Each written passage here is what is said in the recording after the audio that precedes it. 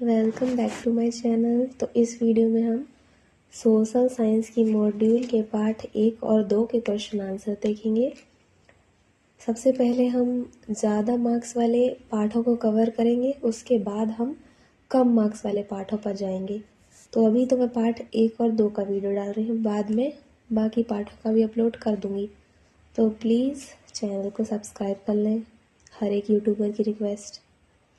पर मेरे लिए थोड़ा स्पेशल कर दीजिए। मेरे बोलते ही साथ नहीं, वीडियो ख़त्म होने के बाद भी कर सकते हैं, कर देंगे तो अच्छा रहेगा प्लीज़। ठीक है, तो अब मैं टाइम वेस्ट नहीं करती। और हाँ, अगर मैं अपना इंस्टाग्राम अकाउंट भी दे देती हूँ, अगर आप उसे फॉलो कर देंगे तो और भी अच्छा होगा। मेरे फॉलोअर भी बढ़ेंगे तो कितनी अच्छी बात हो जाएगी। जस्ट मैंने अभी नया स्टार्ट किया है, तो थोड़ी हेल्प हो जाएगी तो अच्छा रहेगा। अगर आप कर दें तो बहुत अच्छी बात है। Thank you. मैं डिस्क्रिप्शन टाइम में वास्ट लिंक दे नहीं कर तो दूँगी, तो बोल आप रही थी उससे जल्द कर वीडियो देना। स्टार्ट कर। ठीक है, तो हम स्टार्ट करते हैं। तो ये हमारे भूगोल सेक्शन का ये पार्ट 1 है, संसाधन एवं विकास। आप इससे अगर कुछ पढ़ना चाहते हैं तो पढ़ सकते हैं, अगर जिन बच्चों के पास मॉड्यूल ना हो तो। हम सीधे अब क्वेश्चन आंसर पे चलते हैं।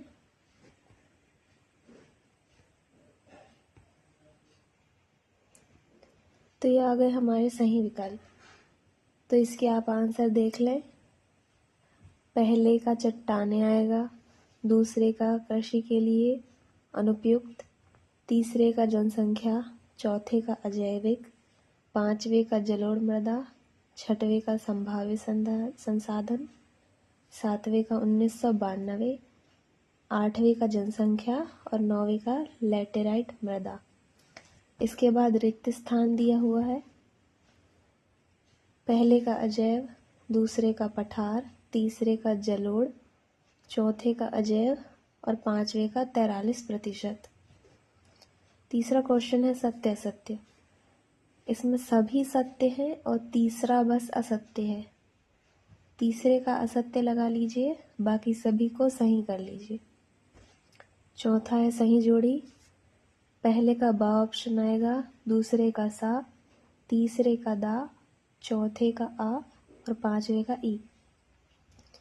इसके बाद एक वाक्य में उत्तर दिए हैं। पहले का आएगा ब्राज़ील के शहर रियो डी जेनेरो, दूसरे का 2 प्रकार, तीसरे का 33%, चौथे का ब्राज़ील, पांचवे का 30%, चौथे का काली मिट्टी, चौथे का नहीं, शायद मैंने गलत नंबरिंग बोल दी। ठीक है, सातवें का रेगुर मृदा, आठवें का लगभग 33 लाख वर्ग किलोमीटर, नौवें का 54% भाग पर, 10वें का जो भूमि जोतने योग्य नहीं रहती उसे उत्खात भूमि कहते हैं, और 11वें का महात्मा गांधी। इसके बाद अति लघु उत्तरीय प्रश्न आ गए। पहले का आंसर है, पहला भविष्य में आने वाली पीढ़ियों के लिए संसाधन बचे रहे, दूसरा विकास की अंधाधुंध दौड़ से बचा जाए। दूसरे का आंसर है पहला वनों का अत्यधिक विनाश, दूसरा अत्यधिक खनन कार्य होना। तीसरे क्वेश्चन का आंसर पहला पहाड़ी एवं पर्वतीय क्षेत्रों में सीढ़ीदार खेतों में फसल उगाना, दूसरा वृक्षारोपण करना तथा पशुओं की चराई पर नियंत्रण रखना। चौथे क्वेश्चन का आंसर है पहला कपास की कृषि के लिए यह उपयुक्त है, दूसरा कैल्शियम कार्बोनेट, मैग्नीशियम, पोटाश और चूना के तत्व इसमें पाए जाते हैं। पांचवा क्वेश्चन है का आंसर बड़े खेतों को पट्टियों में बांटा जाता है, फसलों के बीच में घास की पट्टियां उगाई जाती हैं। ये पवनों द्वारा जनित बल को कमज़ोर करेती हैं। नहीं, ये शायद गलत प्रिंट होगा, कमज़ोर करती हैं होना चाहिए। इसके बाद इस तरीके को पट्टी कृषि कहते हैं। छठवां क्वेश्चन का आंसर पहला प्राकृतिक संतुलन की हानि, दूसरा, संसाधनों के अति दोहन से जल संकट उत्पन्न होता है। क्वेश्चन 7 का आंसर, ऐसा विकास जो पर्यावरण को बिना नुकसान पहुंचाए हो और वर्तमान विकास की प्रक्रिया भविष्य की पीढ़ियों की आवश्यकता की अवहेलना न करे। अगला क्वेश्चन का आंसर, बहते हुए जल पवन व हिमानी द्वारा मृदा के कटाव और उसके बहाव की प्रक्रिया को मृदा अपरदन कहा जाता है। समोच्च जुताई किसे कहते हैं? ढाल वाली भूमि पर समोच्च रेखाओं के समांतर हल चलाने से ढाल के साथ जल बहाव की गति घटती है, इसे समोच्च जुताई कहा जाता है। एक बार मैं ये साइड वाले ऑप्शन यूज़ करके देखूँ क्या? मैंने इनको यूज़ भी नहीं किया, इनका यूज़ करके देखते हैं, क्या पता परफॉर्मेंस अच्छी हो जाए। ठीक है।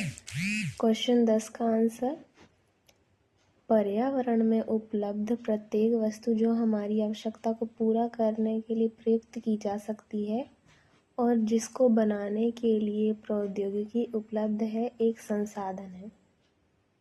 ठीक है। 11वां प्रश्न, जब जल विस्तृत क्षेत्र को ढके हुए ढाल के साथ नीचे की ओर बढ़ता है, तब उस क्षेत्र की ऊपरी मृदा घुलकर जल के साथ बह जाती है, इसे चादर अपरदन कहते हैं। 12वां का आंसर, स्वामित्व के आधार पर संसाधनों का वर्गीकरण, व्यक्तिगत, सामुदायिक, राष्ट्रीय, अंतर्राष्ट्रीय। अब लघु उत्तरीय प्रश्न आ गए हमारे, इन्हें आप देख लें क्योंकि ये बहुत बड़े हैं, मैं पढ़ूंगी तो बहुत वीडियो बड़ी हो जाएगी। इन्हें आप देख लें।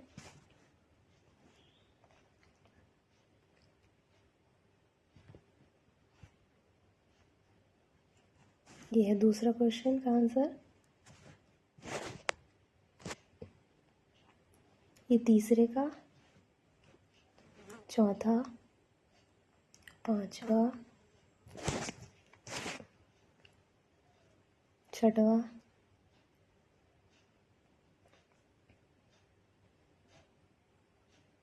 सातवां, आठवां, 9वें का आंसर, यह 10वें का, 11वां, यह 12वां और यह 13वें का चित्र।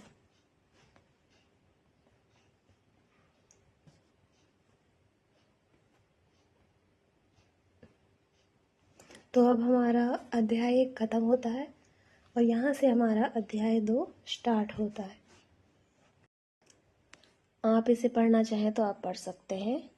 मैंने वो सेटिंग हटा दी यार, उसमें ना स्क्रॉल करते नहीं बन रहा था, इसमें ज़्यादा समझ आएगा। आप इसे पढ़ लें अगर पढ़ना चाहते हैं तो, वैसे पढ़ना ही चाहिए, काम का ही होगा, फालतू तो होगा नहीं।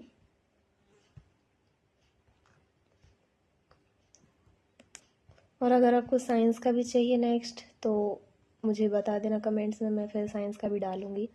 सोशल साइंस के लिए कमेंट्स आए थे इसलिए मैंने सोशल साइंस का डाला है। ये आ गए हमारे सही विकल्प। पहले का प्राथमिक उत्पादक, दूसरे का वन्यजीव संरक्षण अधिनियम 1972, तीसरे का 8%, चौथे का केरल, पांचवे का उड़ीसा, छठवें का स्थानांतरित कृषि के लिए, सातवां मध्य प्रदेश, आठवां सन 1973 और 9वां राजस्थान। अब ये हमारे रिक्त स्थान है। पहले का मुंडा और संथाल, दूसरे का अवर्गीकृत, तीसरे का 1/3, चौथे का महुआ और कदम। ये कदम्ब भी आ सकता है इसकी जगह पे, तो आप इसकी जगह कदम्ब भी लिख सकते हैं। और पांचवे का छरित वनों। तीसरा क्वेश्चन है सत्य असत्य, इसमें दूसरा बस गलत है, बाकी सारे सही हैं। दूसरे का क्रॉस कर दीजिए, बाकी सब में टिक लगा दीजिए। चौथा है सही जोड़ी। पहले का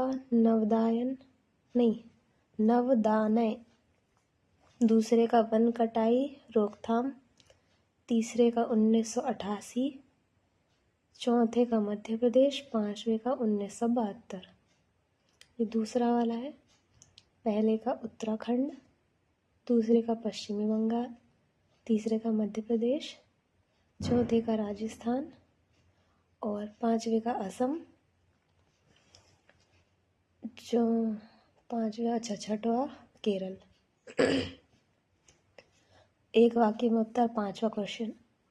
पहले का बीज बचाओ आंदोलन, दूसरा सांस्कृतिक विविधता, तीसरा इमली और आम के पेड़, चौथा चिपको आंदोलन। यहाँ से हमारे अति लघु उत्तरीय प्रश्न स्टार्ट होते हैं। तो पहले क्वेश्चन का आंसर है पहला, वन्य जीव के आवास को कानूनी संरक्षण दिया गया।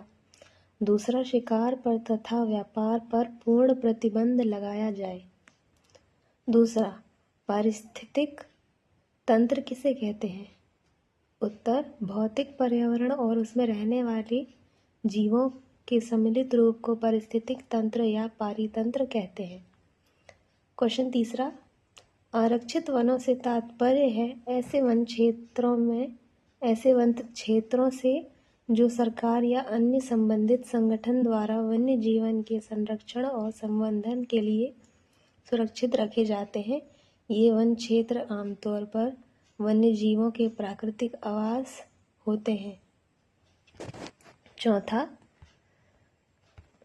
वन विभाग के अनुसार देश के कुल वन क्षेत्र का 1/3 हिस्सा रक्षित है। इनको अधिक नष्ट होने से बचाने के लिए सुरक्षा की जाती है। लघु उत्तरीय प्रश्न। अब आप इन्हें देख लीजिए। पहले का आंसर है, ये दूसरे क्वेश्चन का आंसर, वन्य प्राणी संरक्षण के उपाय लिखिए। ये कैसा क्वेश्चन है? कई बार गलत प्रिंट हो जाता है। तो क्वेश्चन तो आपकी बुक में सही होगा, आप उसे देख लेना। तीसरा क्वेश्चन, वनों के निम्नीकरण के कारणों को स्पष्ट कीजिए। चौथा, जैव विविधता को प्रभावित करने वाले कोई 2 कारकों को समझाइए।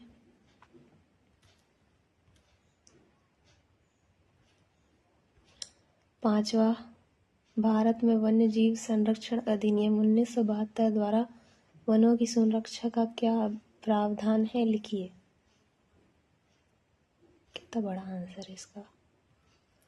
छठवा, वनों को किस प्रकार से संरक्षित किया जा सकता है? विभिन्न उपाय लिखिए।